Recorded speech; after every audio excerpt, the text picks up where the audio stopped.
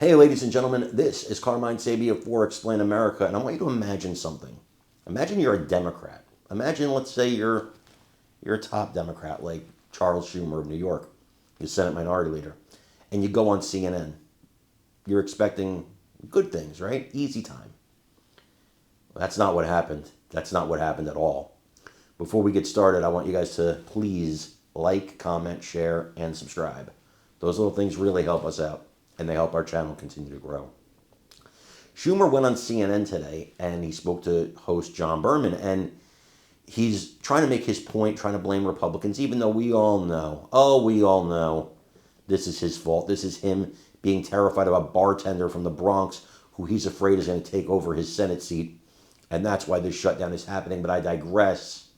He went on there thinking he was going to get softball questions, and that's not what happened.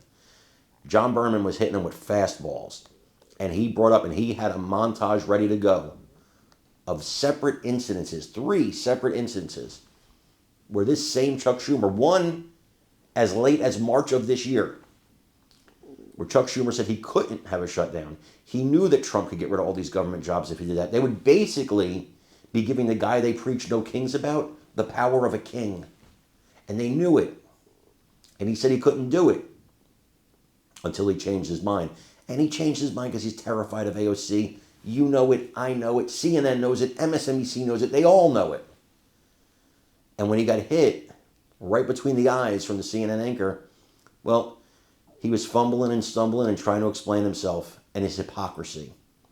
I want you guys to watch this and let me know what you think in the comments. One of the things that Republicans are also doing, and they're doing in the White House press briefing, with the running sound of Democrats talking about shutdowns in the past, including sound of you. This is the type of thing you've said about shutdowns in the past. Let's listen. What if I persuaded my caucus to say I'm going to shut the government down, I'm going to not pay our bills unless I get my way? It's a politics of idiocy, of confrontation, of paralysis. Shutting down government over a policy difference is self-defeating. We can never hold American workers hostage again. While the CR bill is very bad, the potential for a shutdown has consequences for America that are much, much worse. Therefore, I will vote to keep the government open and not shut it down. That was you 3 times in the past. Go ahead. What's different this time? Yeah, that was in March, John, before they had done these horrible things to health care, before they had introduced these rescissions which would allow them to ignore the budget process. And the bottom line is, when I was majority leader, we had 13 times to vote on a budget. Do you know why there was no shutdown? We sat and negotiated with the Republicans every time.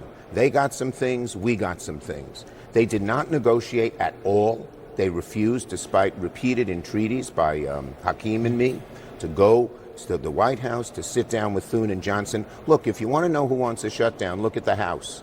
Johnson had the House adjourn all this week. So they couldn't even if the Senate had come up with a solution, they couldn't vote on it. But now that they've seen they can't bludgeon us, they can't roll us, hopefully they're going to sit down and negotiate now, not kick the can down the road, which they've done.